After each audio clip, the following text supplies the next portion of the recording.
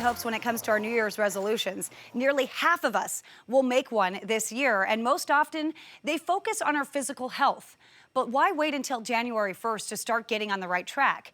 In this week's Healthy Living, we explain how you can successfully jumpstart your health and fitness goals ahead of the new year.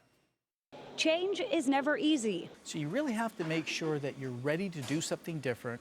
According to Forbes, roughly 40% of people will make their resolutions in the new year. The most common resolutions that people set at the beginning of the new year is either to eat better, eat differently, or exercise more. But why wait? A good jumpstart may be just what you need to be successful with your goals.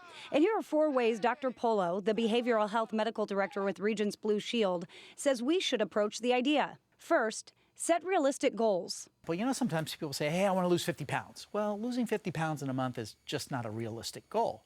He says a more realistic goal might be to lose 5 pounds a month over a course of 5 months. So we set these goals of what we want to achieve, and we want them to happen very quickly. And very often, the goals that relate to being healthy are not something that you can do quickly.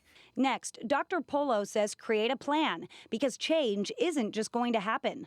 So you have to be very specific about what it is that you're trying to achieve, and then you have to make sure that you create a plan that actually gets you there. Another thing that can help keep you on track is consistency.